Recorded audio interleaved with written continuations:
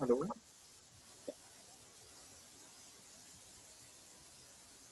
Yes, Dr. Manda, you may begin. Hello. Good morning, everyone. Today we have our esteemed guest, Dr. Saili Gizre Chitnis. She has done her master's in pediatric physiotherapy. She is certified NDT therapist. She had done her graduation from Krishna College of Physiotherapy and her post-graduation from Srinivas College of Physiotherapy, Rajiv Gandhi University of Health Sciences, Karnataka. She is a certified fitness instructor.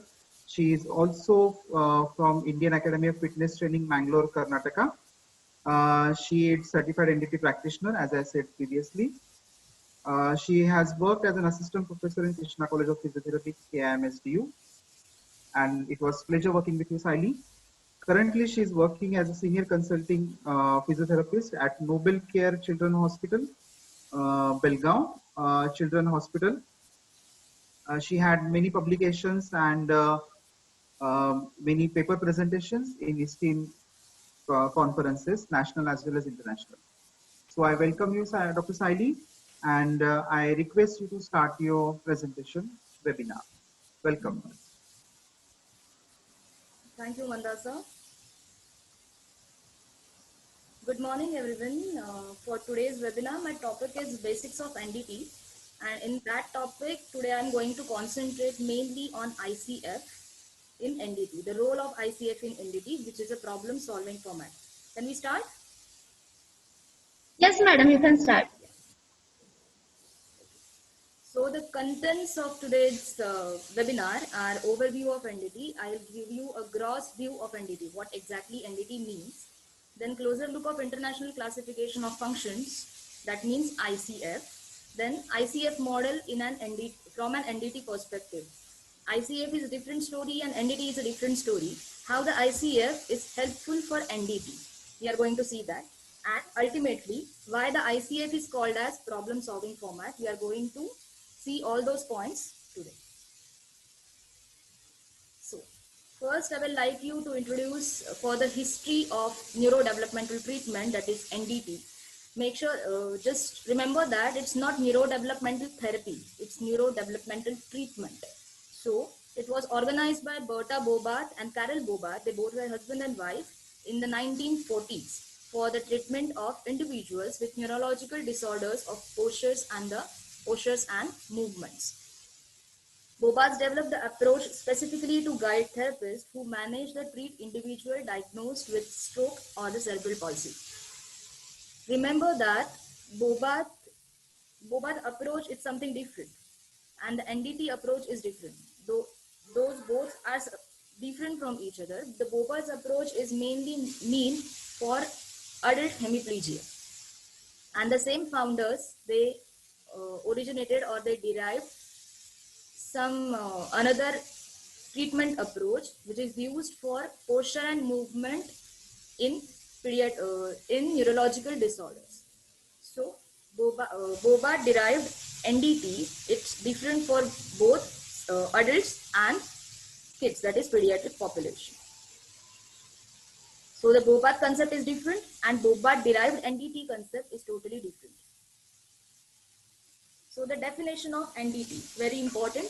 NDT is a holistic and interdisciplinary clinical practice model informed by current and evolving research that emphasizes individualized therapeutic handling based on movement analysis for rehabilitation and rehabilitation of the individuals with neurological pathophysiology. Let's break the definition and we will understand the exact meaning of this, so you will come to know that what exactly NDT means. So it is an interdisciplinary clinical practice model informed by current and evolving research. NDT research is ongoing. It is still evolving. Every day new concepts are coming in front. So it's still evolving process, which concentrates on individualized therapeutic handling based movement analysis. Means what? Through the therapy, through the handling, we are doing some movement analysis of that particular child. I'm talking about kids because I'm here to talk about NDT in pediatrics. So that's why I'm emphasizing on kids more. So it is individualized therapeutic handling based movement analysis. Movement analysis we can do in a different methods. It is videographic method. So with the help of different technologies, we can use that. Another thing is manual, which is by handling, and the handling is therapeutic handling. So by using our hands, how we are analyzing the movements of that particular individual. Okay, for habilitation and rehabilitation. It means just like the things you are already know, to develop those things, develop those things means like you know means your brain knows obviously, and the rehabilitation which the brain has forgotten because of certain trauma, certain injuries. So habilitation and rehabilitation of individual with neurological pathophysiology. Remember that NDT is concerning with our central nervous system, that is your CNS. So it is neurological pathophysiology. It doesn't involve much, means like, sorry for the disturbance. NDT is much concentrated on your central nervous. It mainly concerns about CNS and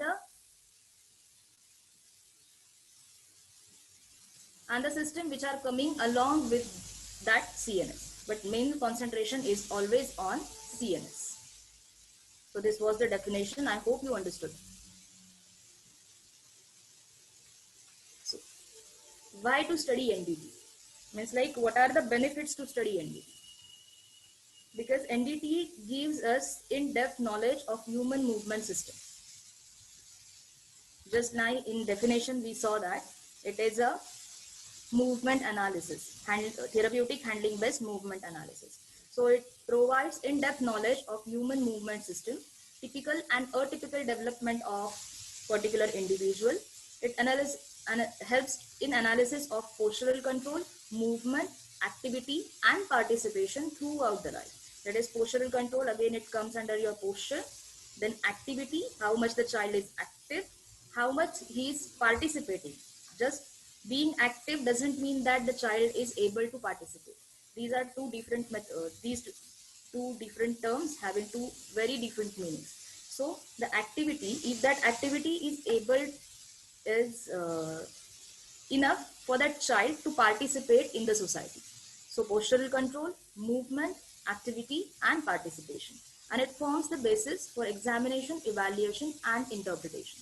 In NDT, we will do assessment also, evaluation and interpretation. So the examination, evaluation and interpretation, and along with that, with the help of these three, we are going to intervene or we are going to treat the child with the help of NDT based principles. Theories of motor control. I am keeping this slide because NDT is based on various theories of motor control. The theoretical base, the theory base of NDT is coming from motor control. There are various theories of motor control, but these three theories are very important. It is neuronal group selection theory, dynamic systems theory, neuronal maturation theory. I hope you are already familiar. Trupti madam, am I audible? Trupti madam? Yes, madam, you're audible. You may continue. Am I audible? Yes, Saili, madam. Yes. Thank you, ma'am. Thank you. So these, yes, ma'am.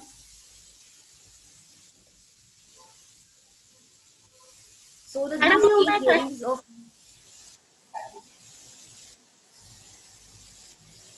Saili, madam. yes, ma'am. I will let you know. Ma'am, your voice is breaking somewhere. I'm not able to hear you. If there is any problem, I'll contact you, madam. You may go.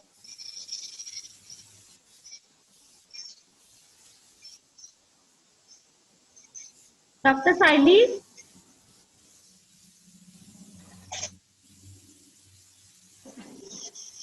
So the theories of motor control are, which are very important for the knowledge or for the in-depth knowledge basically of NDT. There is neuronal group selection theory, dynamic system theory, and neuronal maturation theory. I won't go in deep for these theories because I know that in your syllabus these theories are already involved. If you don't know about this, we can talk about it later. But the main concentration for the today's topic is of ICF. So the motor control includes information gathering and related activities performed by the central nervous system that organize the musculoskeletal system to create coordinated movements and skilled action. Why these theories are important? Here is the explanation. Because the motor control includes information gathering and related activities performed by central nervous system. So again, as I told you, the emphasis is on central nervous system. What it does, it organizes the musculoskeletal system to create coordinated movements and skilled action. So you understood here, that is CNS is very important, and CNS is coordinating all the remaining systems in the body to ultimately achieve certain actions which are gross motor or fine motor or coordinated, balance, posture. Everything comes from CNS first, and CNS gives order to your remaining all the systems in the body, and they are getting coordinated and transferred into meaningful actions. So because of these, I included this slide over here, because these three theories are very important. These three theories of motor control, you can, if you want to read it from Shyam Cook. It's very good book form, theories of motor control and learning. So NDT practice theory has applied assumptions from various theories of motor control to aid in designing and implementing intervention strategies. As I told you, there are various theories of motor control. Main three theories were there, and each theory has its own assumptions. Each theory is saying something which is very important to create a base of NDT. So what are the assumptions are, which are very helpful for today's topic? Just for the ICF, role of ICF in NDT, for this today's topic, these three assumptions I found very important to include. First is, movement is organized around the functional activity. If you are doing any kind of functional activity, if you are doing any kind of movement, it should be functional. It should not be just a task or just a sit to stand activity. Sit to stand is always an activity. Okay? Or supine to sit is always an activity. Why you are doing that? What is the purpose of that activity is your function. If I'm doing sit to stand to take something from my table, I'm sitting, my table is up, table is high, and if I want to get up and take something from my table, that is a function which I'm doing, or that is a function which all my body systems are doing. So just don't talk about activity anywhere when you are concerned about NDT. Talk about functions always. So the movement is organized around the functional activity. The second thing, human motor behavior or function emerges from ongoing interactions among multiple internal systems of the individual, the characteristics of the task, and the specific environmental context. As I told you, the central nervous system here, it is a boss. He is giving orders to the multiple systems. They are working in good kind of coordination, coordination, and the result is a specific task, specific functional activity in specific environment. Environment is just sit to stand. I just want to get up from my chair and take a biscuit from a table. But where? In the room, in my cabin, in my home, at my workplace, where? The environment is very difficult. Environment is always important, because when you are talking about the environment, you have to consider all the things which are coming as a barriers or the inhibitors or some of the facilitators also in that particular context. So here the environment also plays a very important role. These 3 points you will come to know when we are talking about ICF. Just concentrate on these topics. What is the meaning of that? These 3 points. So the first is, functional movement is always important, and the movement is organized around that particular functional activity. Here it means the meaning is function is very important. Second thing is, One system is controlling over the all over the systems in the body, and they are doing a meaningful functional task. The third point, hallmark of human motor function is the variability of posture and movement organization to meet functional demands. We are having certain posture and movement pattern which is set in our body because of our muscle control, because of our intact nervous system, because of our balance and coordinated ability to do coordinated movements. So these functions or the posture and the movement is getting controlled by the, it is variable as per the functional demands. If I want to do sit to stand, my back should be erect. And if I want to supine to sit, if I'm keeping my back erect and I'm not able to bend my back, it will be very difficult because that the flexibility of the spine is matter. But when we are doing sit to stand activity, if your spine is not that much flexible, doesn't mean that you won't able to achieve that activity in a very good manner. So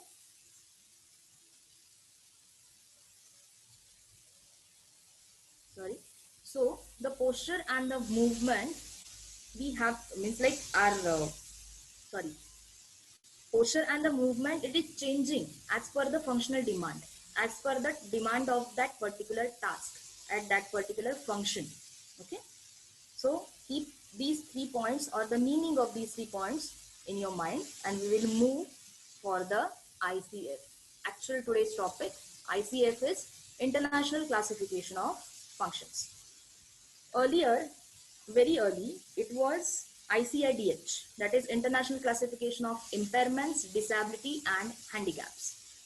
So in 2001, WHO reframed and approved that the new version of ICIDH, and it became ICF. So initially it was ICIDH, then it became ICF in 2001.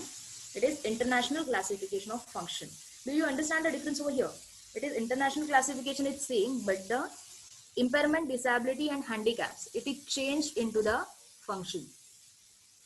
Remember the last point, the very first point, movement is organized around functional activity. Everywhere when you are talking about NDT, when you are talking about ICF, function is always important.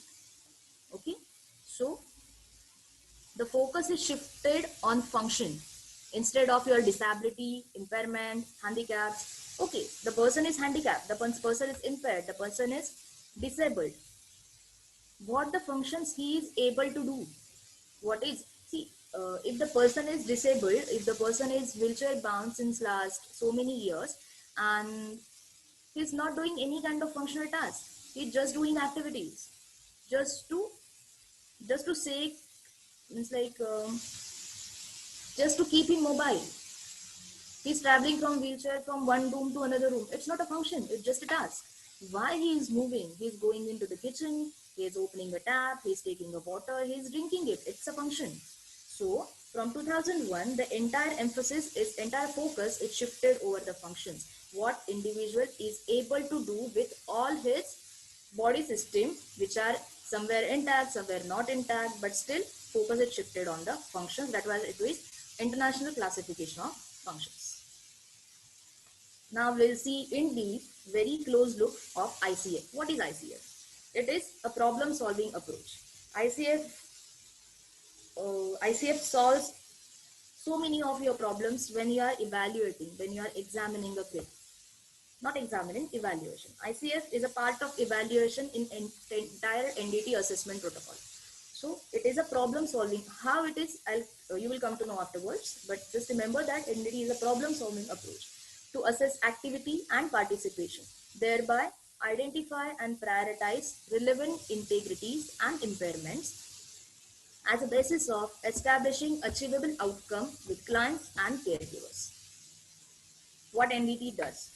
It talks about your activity, it talks about your participation. Here, activity and participation are two different terms. They are nowhere connected. If you are active, you can participate, but it doesn't mean that the active person is always able to participate in the society or in particular task or in particular functional task. Activity and participation. We'll see in deep afterwards, but activity and participation are two different stories. Identify and prioritize relevant integrities and impairment. What person can do and what person cannot do. Here, what is the body system is able to do, what is the body system is not able to do, as the basis of establishing achievable outcome with clients and caregivers. When child comes to us, we will ask parents that what they are expecting from the therapy. As a therapist, we will say to ourselves what we are expecting from the therapy, what are the barriers of a kid, what are the facilitators of the kid, and definitely we are thinking about something outcome, something output from our treatment. So achievable outcome. NDT gives a clear picture that, so if you are thinking about that particular goal, no, your child is not going to achieve that goal because he is having so and so impairments. He is not going to achieve that particular task or the function as if you want. You can achieve that task in a different way, but the 100% what you want is not going to achieve because there are limitations of from child's own body. So achievable outcomes, the term is very important with clients and caregivers. Okay, then it provides in-depth knowledge of movement system, including typical and atypical development and analysis, postural control, movement and activity. We saw this before. So knowledge about movement system, how the child is moving. Moving means doesn't move just like walking or crawling, doesn't mean that move. Move is changing in your body positions, transiting your body from one position to another position. That is your movement system, including typical and atypical development. How the typically growing child moves, how the typically moving child transits from one position to another position, and how the atypically developing child is moving. So the difference between that, if you are knowing the typical development very nicely, you will come to know within a fraction of a second that no, something is going wrong over here. Analyze very or evaluate very carefully. Okay. ICF provides in-depth knowledge of movement system. I think this point is repeat.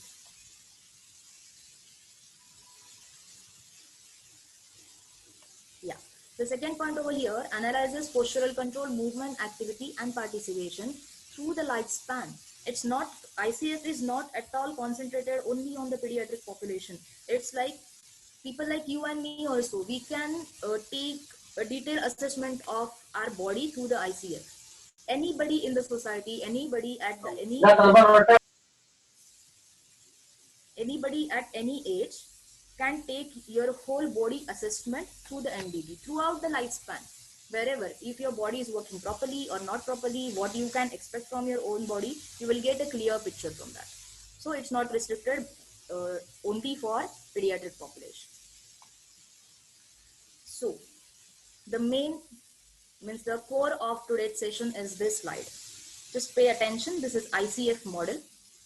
On the right side over here, you are having some plus signs and minus signs. Plus signs are your positive points you are having in your body, or negative things are things which are hindering you or which are coming as a barriers in your life. So these are some plus points and these are some minus points. Then these are the domains of ICF we are going to talk about. Okay. So the first domain, body structure and function. So what is body structure? Body structure means how your body is structured, how your body is set in that particular, means how your joints are, how your bones are, how their alignments are. Okay, how your muscles are, means like sometimes muscles are shortened, sometimes they are lengthened, sometimes they are weak, sometimes they are strong. How your body is structured. We are not talking about how the structure and how it is functioning, whether doing this normal way or abnormal way. But here we are dividing the body structure and function into two different categories, that is single system integrity and multi-system integrity. Single system means only when only one system of your body is involved, just like your vision, your auditory system, your olfactory system, your tactile sensations. Make sure sensations, we are having 5 different special senses in our body. So when you are talking about sensations, just talk about, it's like talk specific, say specific, tactile sensations. Then what else can come in single system impairment? Okay, we'll go for the multi-system. Multi-system is a complex structure which require central nervous system, musculoskeletal, peripheral nervous system, cardiovascular system, so many systems together they are coming and they are doing something. That the function, what they are doing is balance, coordination, uh, or your some activity which is involving coordinated movement, just like cycling, swimming, dancing and all. So those are multi-system functions. Single system functions, multi-system functions, the integrity and the impairments, the positive points and the negative points. The individual function, second domain of ICF, individual function. What the individual can do, what that particular child is able to do, okay, is activity. Individual. From myself, I just can't do only activity. I can't perform any social function, which is a third domain. If I want to involve in social things, if I want to do some participatory things, it will go in social things. So when you are talking about individual function, it comes only activity. Just like sit to stand, supine to sit, then just walking, coming down from the stairs, holding a stick in your hand, play with a ball, this kind. Play means like just do catch with your ball, okay, which will go under multi-system because again it is it requires balance, coordination, concentration, vision, everything, but it is a multi-system activity. Understood my point? And if I just want to stare at my window, it will be a single system activity. If I just want to hear a song with my eyes closed, I just want to sit nicely and just like wherever the position I am, but I just want to, my entire concentration is only on listening a song. It is a single system activity. But most of the activities in our day-to-day life are concerned about multi-system. All the single system, just like if I want to hear a song and have my cup of tea at the same time. So it will require a coordinated movement to have a tea. From my hand, it will go towards my mouth. Again, I'll take a sip. I will suck and swallow. I'll swallow and I'll take my cup down. It's a coordinated movement and it's an activity. So it is multi-system activity. So what are the positive points, what I can do in activity and what are my activity limitations? Fourth point, social functions. Very important in terms of participation. What are the things the individual is able to participate in? If I want to go to mall and do some shopping for me, it is a participation because I am coming in the environment. Environment means I'm meeting people, I'm interacting with them in terms of like gestures, in terms of my voice, I'm singing songs, I'm showing them some pictures, whatever. But the participation, I'm participating. See, activity is always individual, but when it comes to more than two people, it will be a participation. Giving a ball to my mom is a activity, but ask her to give me back, it's a participation. I hope you understood this point. Then what are the things I can participate in and what are my participation restrictions? Then contextuals. I think you are very familiar with this thing. Contextuals is individual and environmental. In our syllabus, we'll call it as personal and environmental. But the personal, environmental, contextual factors and environmental.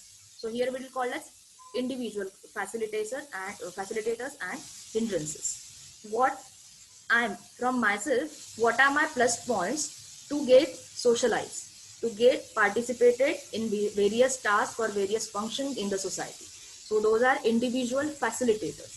And because of certain things, I can't go out and I can't communicate with people. I can't participate in all the things. They are my hindrances. Then environmental facilitators. Those contextual factors which are affecting me, but they are not because of me. Just like if my floor is on 12th, if my home is on 12th floor and my leg is fractured and I want to step down, there is no lift available and I want to step down, what will happen? This is environmental as well as individual. Because that again my structure, my knee structure or my leg structure is affected. Then my activity is affected, my participation is affected, my individual contextual is also affected, and ultimately my environment is also affected because I can't go out. So these are the four main domains of ICF: body structure and function, individual functions, social functions, and contextuals. If you know, if you clearly look at this arrow, you will come to know this is a close-up view and it's a big picture view. Means close-up view means it's talk only about you. Only about you. For those things, body structure and function and individual function, here is only individual is concerned. But when you come to social function and contextuals, you are talking about your environment, your society, your family. There are so many facilitators and hindrances, your restrictions over there.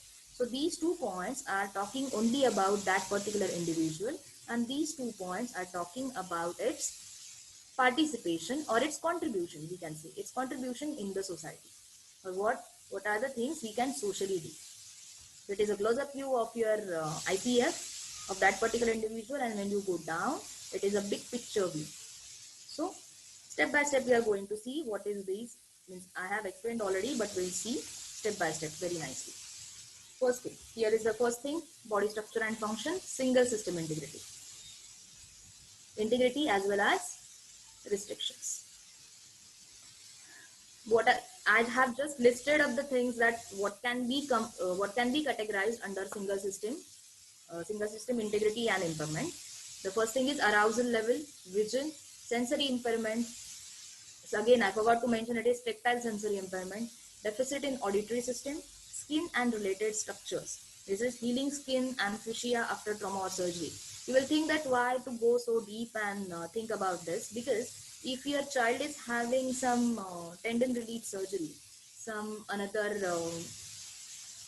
Botox or something, again if he is having some fracture, then he is going to undergo some kind of surgery which is going to make a big scar on his skin, and ultimately what is going to happen, skin and fascia are the first thing. From outside we are talking skin and fascia, which are the things which are going to hamper. So skin and related structures are also important. Don't miss a single point in this. I'm just giving here examples, but don't miss. Think about each and every fragment, and you will come to know that where your child is lacking, and your goal setting and your treatment protocol will be very much easy after so deep analysis. Then the voice and speech, endocrine system, tactile sensations. Okay.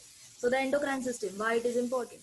Because so many of the kids, they are having some high tone, low tone. Again, they are not able to swallow properly, they are not able to burp properly, so the regurgitation is very frequent. They are not the children which are coming to us which are severely involved, they won't be able to move themselves very nicely. When the parents are or the caregivers are coming to them, they are making them sit, they are making them walk, then only the child will be able to do that. So the movement of your entire body is very less, and it will directly affect on your metabolism, your digestive system ultimately. So all these things which will look like very minor things, but exactly they are very important. Because if you are feeding the baby and you are not burping him properly, or you are not doing a proper positioning after the feeding, there are high chances of regurgitation, there are high chances of choking after that, which are ultimately going to hamper the child's health in terms of all 4 domains. So each and every fragment is very important. Again, I repeat, here I am giving just few examples of that. But in detail, each and every part you have to assess. I'm just giving examples how it looks. See here also, in that clip art, I have shown that the human body system, the skeletal, circulatory, nervous, digestive, so many systems will come together and it will turn into multi-system. The functions of all those systems which are happening in a coordinated manner, it's coming in multi-system. So multi-system is alignment, your body alignment, your posture, balance, coordination, weight shifts, appropriate behavior. What is appropriate behavior over here? It comes a little bit psychological part also, because how the child is behaving in surrounding. If the child is able to control his anger, control his depression, control his irritation, if the child, some kids will get unnecessarily very happy, they will get very excited. Are they able to control that? Are they behaving appropriately? If during the therapy, if you are asking child to do something which is child is not loving to do, and suddenly you will see that the child is getting so much aggravated, I mean, so much excited, he will be screaming, shouting, biting sometimes. So if that appropriate behavior is there or not there, okay, it's not only because of the psychology, it's because of all the systems, because like all the hindrances are in his body, but ultimately it will turn into appropriate or inappropriate behavior. So these are the multi systems. I hope you understand the difference between it. These are the single systems, and if you do, if you combine all these systems ka function of all these systems, it will turn into the multi system.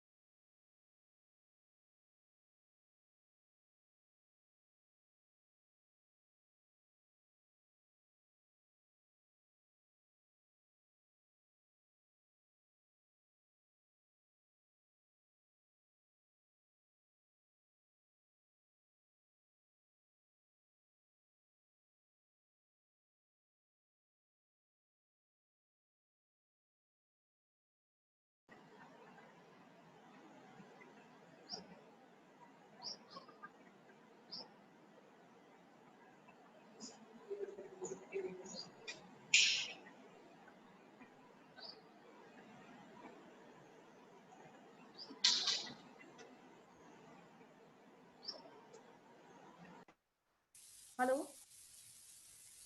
Dr. Hello, am I? Siley, you are not audible. Your screen has also. Hello, Sally.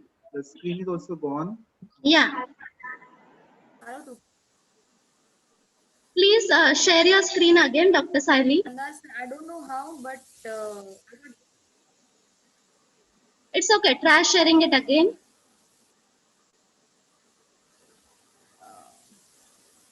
it's coming like disabled participants and host disabled participant screen sharing. Can you make me Okay. host? Yeah. You are already host. Just try it again. Okay. Yeah. Okay. I think, madam, can you unmute few students, because I want to know that if they are aware, means like if they have heard this slide or not. They can unmute themselves. If anyone wants to speak, they can unmute themselves from the Now the participant. slide is open. Now we can see it. So, Sally. So this,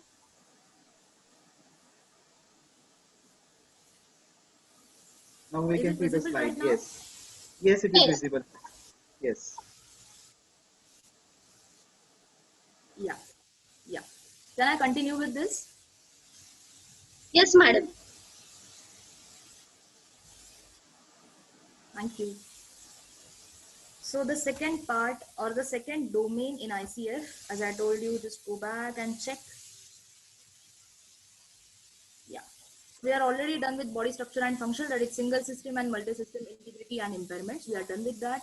Then we will concentrate on individual functions, which is activity. When you're talking about activity, is always on your individual level. So the activity, the first and foremost thing which comes in your mind, ADS, activities of daily life, daily living. So all the ADS, what we are doing in a day, we are getting up from bed, what do you say, we are walking, we are stepping, we are communicating with the people, so many things. They are comes under. Don't think that toileting, brushing, and everything, it comes under self care.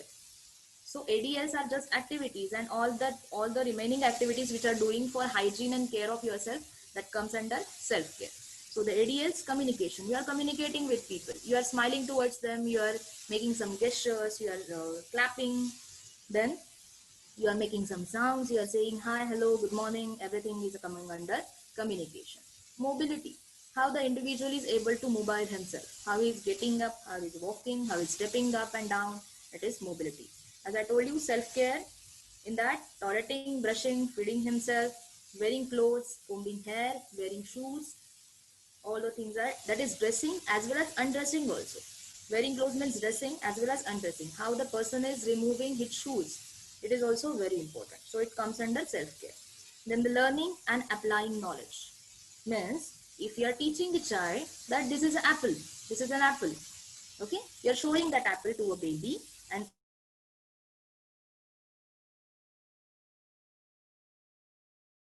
a few days or next day you are asking child, just go in and take an apple. So child will go in, search for that particular thing, he will pick in your hand and he is coming to you. It is learning and applying knowledge. He learned what apple looks like, what is apple means, what apple looks like. Okay, then he is applying that knowledge in his your day-to-day activities, in his daily ADS, that is learning and applying knowledge. Then complex activities, just like swimming, cycling, dancing. If the person is having good motor control, good sensory inputs and outputs, then what will happen is the good balance, coordination.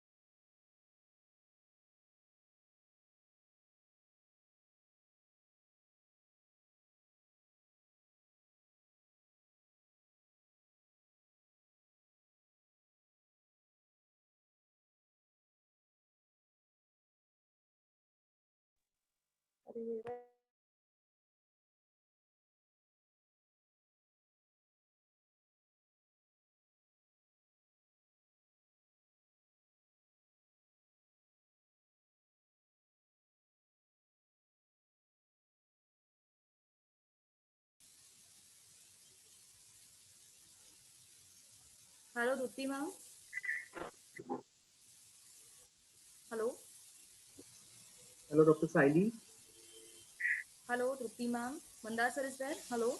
Hello, Dr. Saili. I'm so sorry for the disturbance. It's coming so frequently. But can you make me host again? I'm so sorry for this disturbance.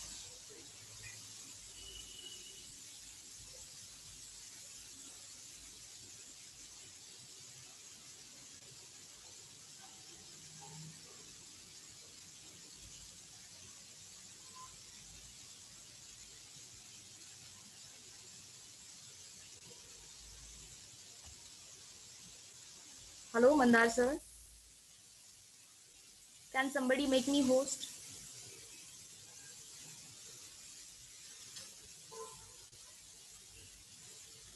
Yeah.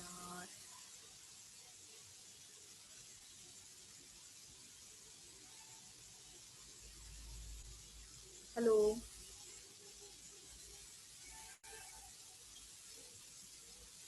Hello.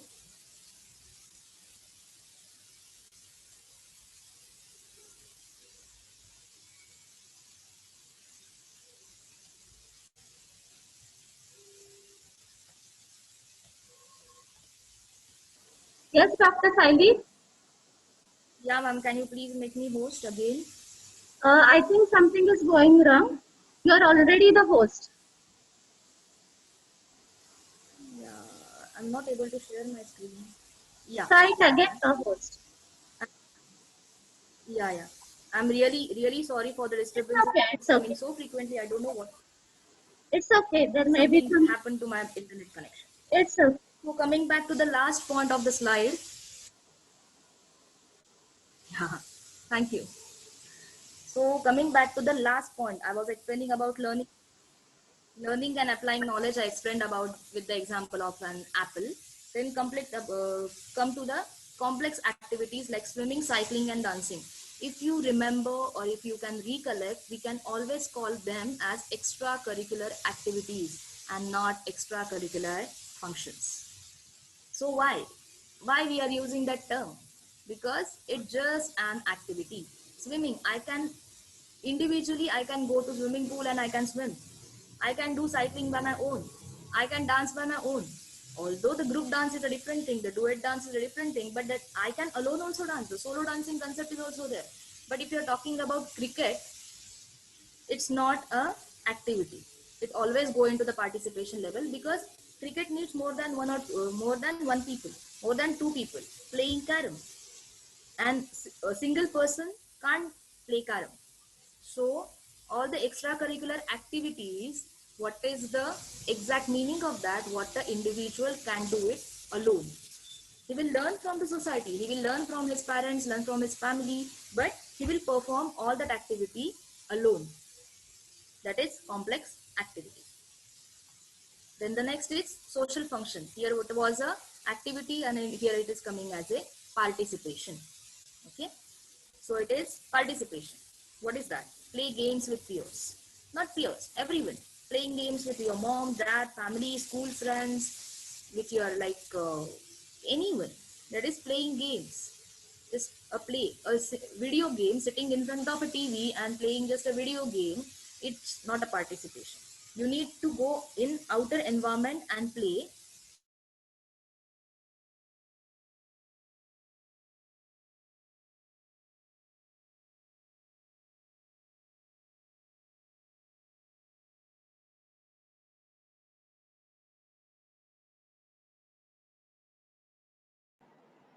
Dr. Saili,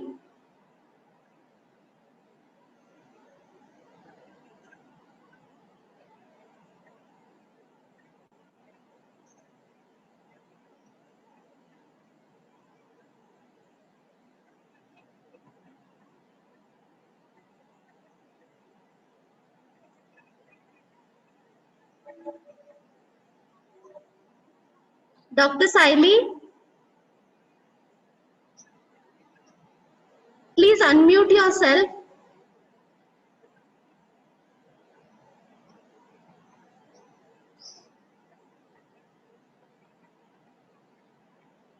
Dr. Saili, Yeah, yeah, yeah, ma'am. Yes, ma'am. yeah, I have unmuted myself. yeah. Your screen is not visible. Now is it there? Yes. So play games with peers, going to school, going to supermarket, and having certain fears or phobias can be a restriction in your participation. If I'm having fear of people, fear of interacting with them, how can I participate in the society, in my family members also? So if some people are having phobias of vehicles, some people are having phobias of crowd, they can't go to the society, they can't participate in the social functions. So it is a big participation restriction which comes under social function. Then the next slide. Yeah. Contextuals. Finally, we are coming. It's a very, what do you think is a very easy part of ICF, that is contextual factors. First thing is individual and second thing is environment. Again, individual thing is first is facilitators and barriers. In your language, what we call it as environmental positive factors and environmental negative, or individual positive and negative factors. So the gender of person, height, weight, age, educational background. If that person is not educated, he is not able, he is not learned a particular language. Just like I'm staying here in Karnataka, and if I don't know the Kannada language, it will be a very big uh, negative contextual factor, negative individual contextual factor for me, because I can't communicate with the society. So if you want to stay at that particular place, you should understand the language. Otherwise, if I will play Pictionary with the shopkeeper, it's not possible. I have to learn the language and then I have to communicate. So the educational background, how educated you are.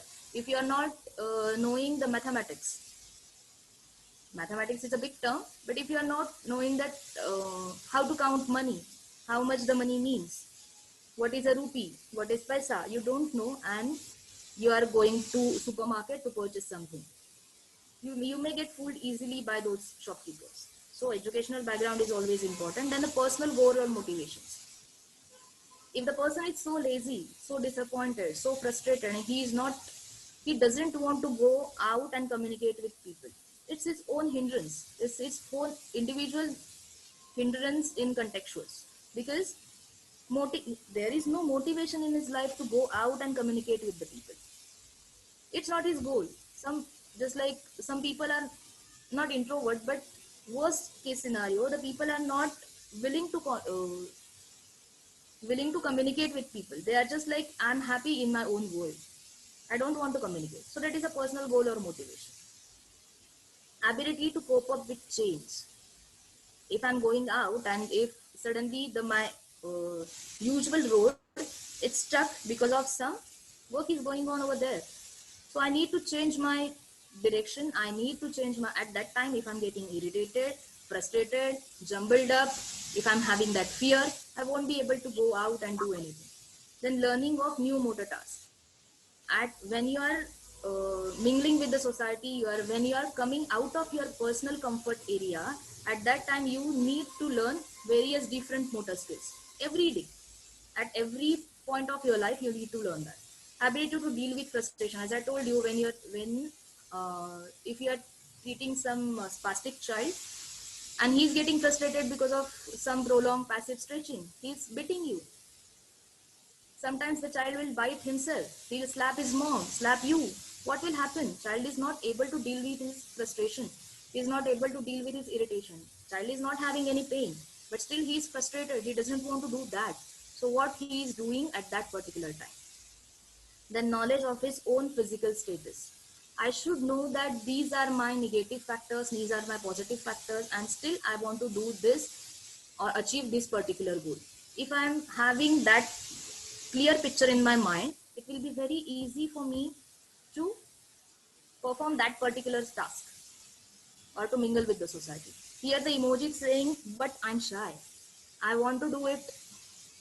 I want to do it, that particular task. I'm very interested, but simultaneously I'm very shy. I can't go out. I can't communicate with the people. So it is a contextual individual barrier or hindrance.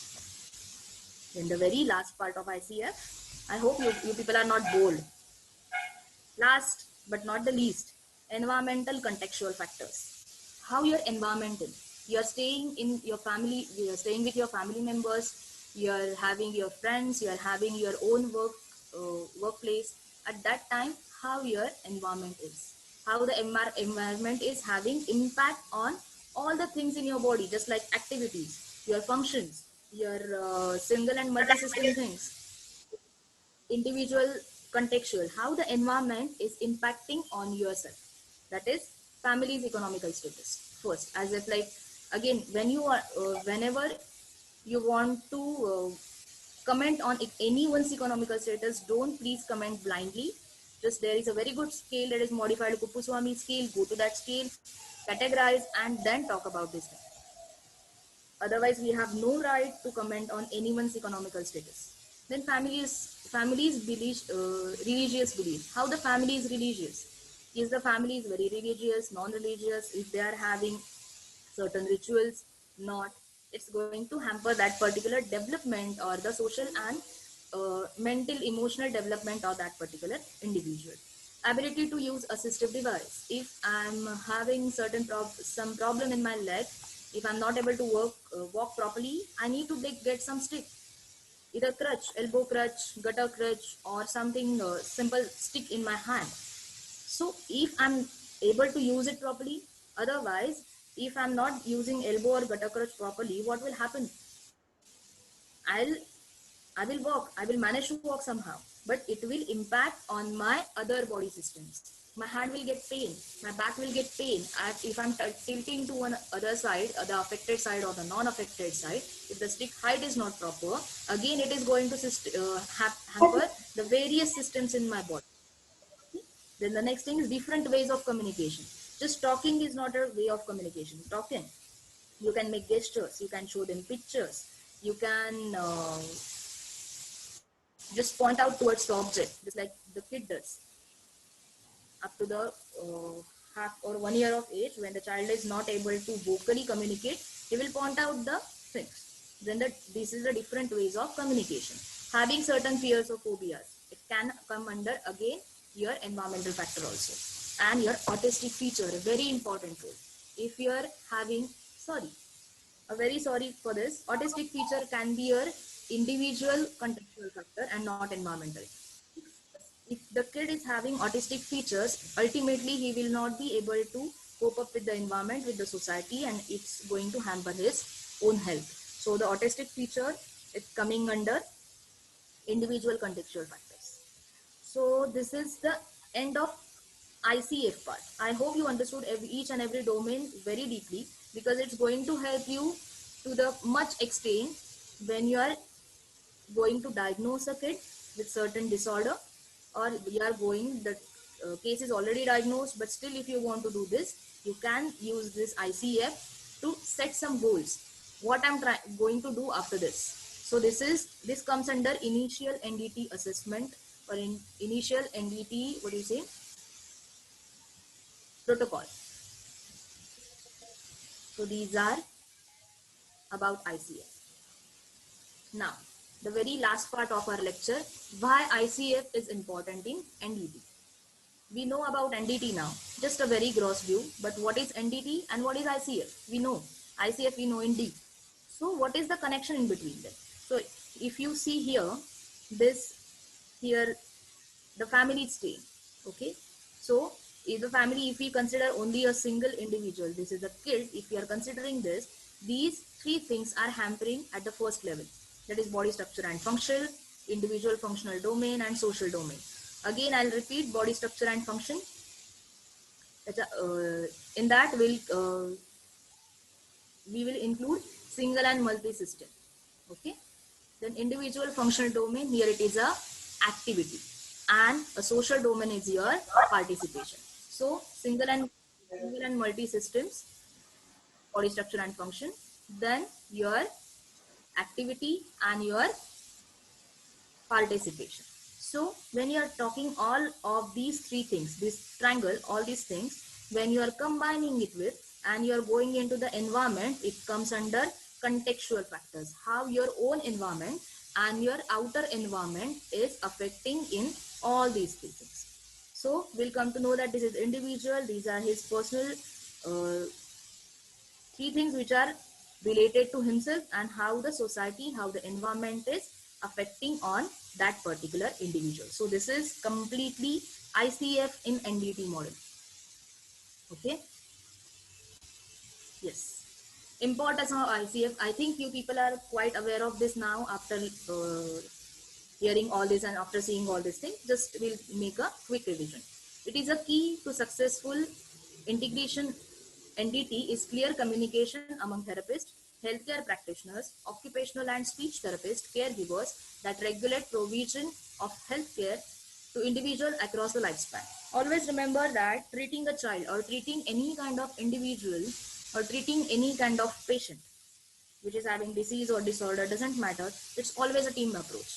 You will require a doctor, I mean physician, surgeon, nurse, your physiotherapist, occupational therapist, speech therapist, then definitely your family members. Ultimately, after discharging the patient, when the patient goes home, at that time, family members are only going to take care of him, and the individual himself is your team.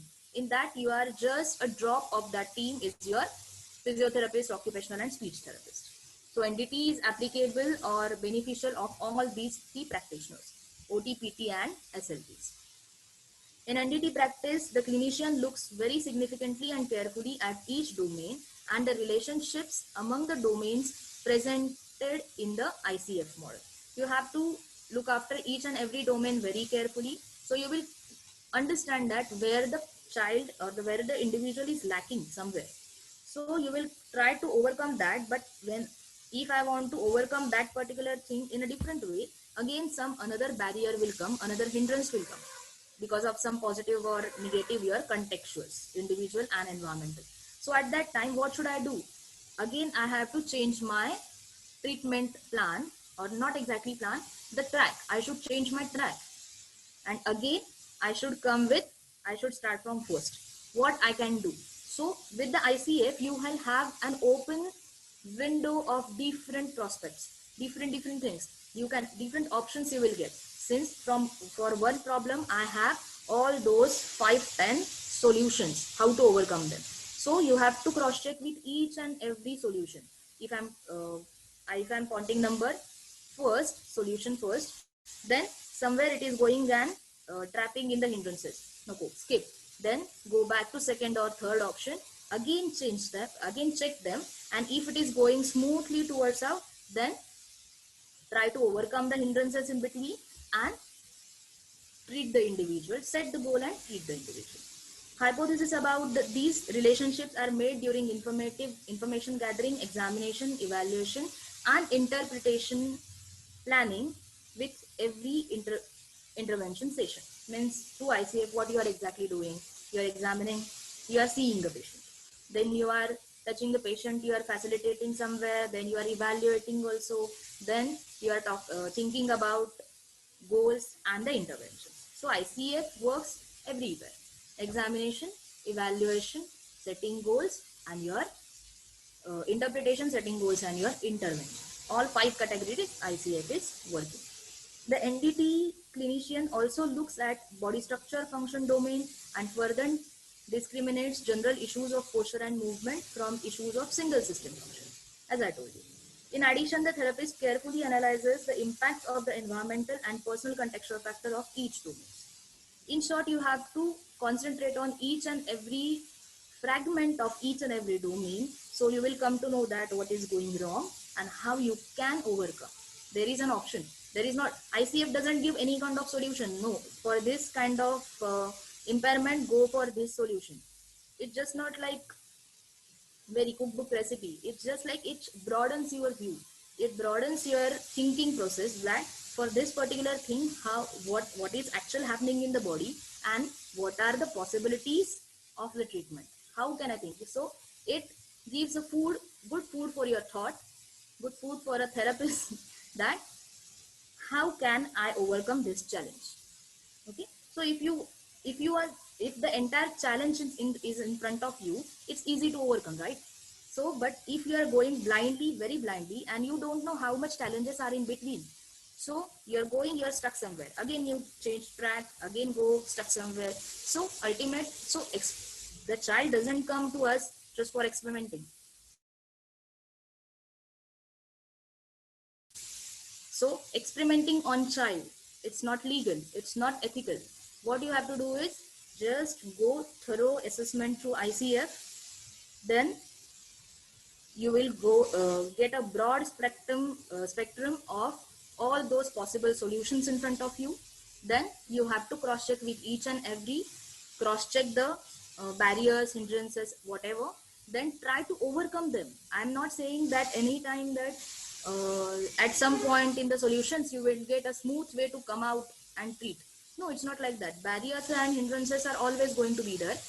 ICF helps you that how to overcome it. If I'm going to do align body structure and function, but if my patient is having bamboo spine, or my patient is having some spinal deformity, some spinal surgery, so alignment of entire spine is not going to possible. So don't waste your time over there. Just try to align spine in a different way. But align the spine, it's my ultimate goal. Different things are like how to do that. How? In NDT, we ask 2 questions very frequently: why and how. Why this thing is happening and how to overcome these things. Okay. So why this is happening? This has already happened. How to overcome is the NDT ICF perspective. ICF in NDT perspective. Sorry. ICF model does not suggest any activity outcomes or how to improve client's participation. As I told you, it doesn't give you any kind of solution. It will just ease your problem. Okay. It does not suggest any intervention plan. It explains and demonstrates the relationship of the domain and guides towards the process of clinical decision making. The ICF model is helpful in organizing all for observation from all the domains. You can get a very deep and very clear picture of that individual's body. If you want to try you can try on your own body. Just do it today. There is a very good chart which is made by NDT for students evaluation. I'll make a PDF and send it on the group. So just go through that. Just do it for yourself or one of your family member just for today or tomorrow. Then you will come to know that how to apply ICF, how to do it practically, and it will be very easy for you to apply it clinically on your patients, and it will ease your way. Okay. Yeah. So that is end of my lecture. I hope you understood each and every point. If you are having any questions, just put it in the chat box so I'll be able to answer them. And don't feel bad if I'm not able to answer each and every question. I'm still there online and you can contact me anytime. So we'll solve the problem. And I'm very sorry because that my internet connection was not stable and I was getting a frequent disturbance in that. So I'm again really sorry for that. Thank you all. Thank you so much, Dr. Saili. There is a question from one of the students is, ma'am, how can physiotherapy treat auditory deficit? Also, can NDT be used in an adult experiencing auditory loss?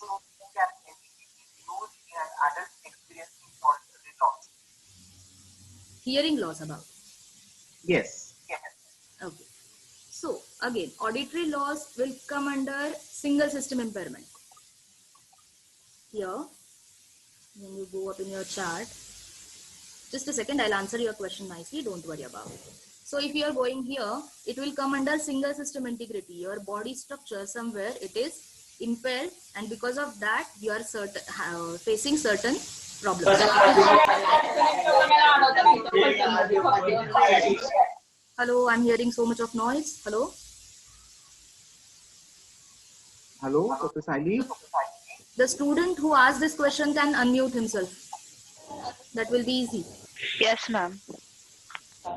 Hello. Yeah. Hello. Hello. Yes, ma'am. Yeah. So I'll try to answer your question here. Okay, So ma'am. your question was about auditory deficiency, right? Or auditory? Yes, ma'am. But it is secondary to vertigo. Auditory loss secondary to vertigo. Yes. Okay. So it will go under multi-system. Why? Yes. Because your vertigo is not only because of your auditory system impairment. Yes. It's connecting your nervous system also. So it will Yes. go under multi-system integrity. Sorry, Yes. multi-system impairment. Point number here. It will go here. Okay. So because of that multi-system impairment, what that individual is not able to do, the activity he is able to do and he is not able to do. He's not getting up from bed very nicely, just as we get up from bed. He can't change his position. He can't twist his spine. He can't turn. He can't bend down and come up fast. He can't do his gym activities also. So it will be an activity limitation. Social functions.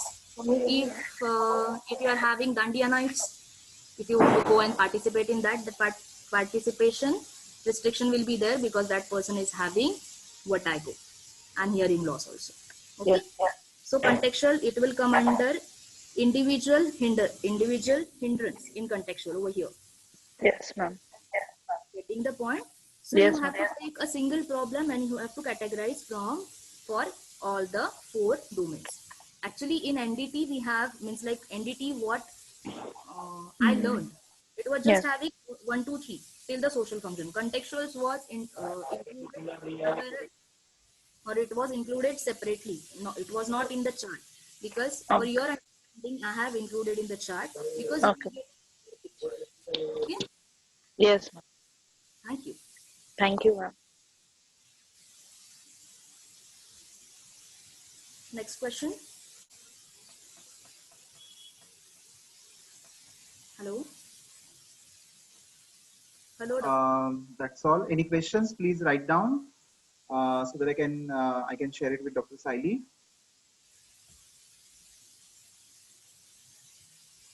I request all the students kindly fill in the post test forms also so that we can have prepare the certificates for you all. Any questions? You can unmute yourself if you wish.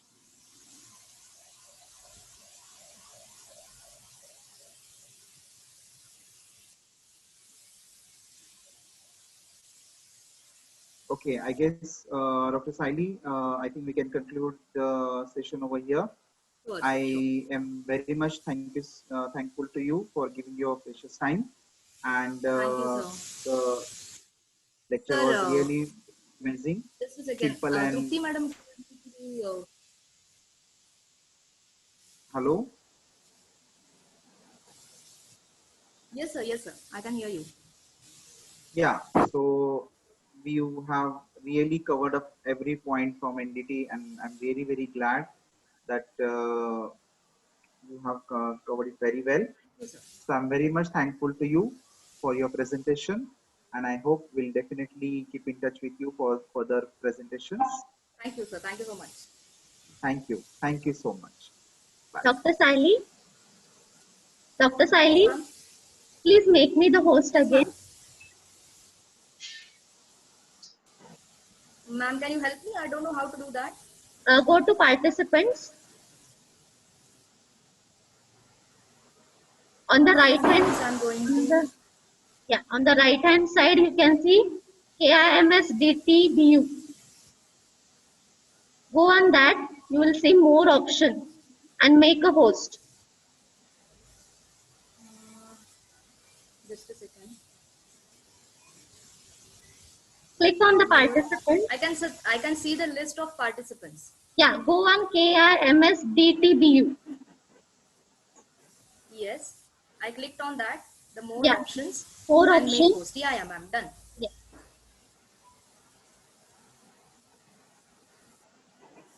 Yeah. Thank you, I have Dr. done Saili. that. Yeah. With this, we'll end the webinar. Thank you ma'am. so much. Yeah. Thank you. Thank you so much.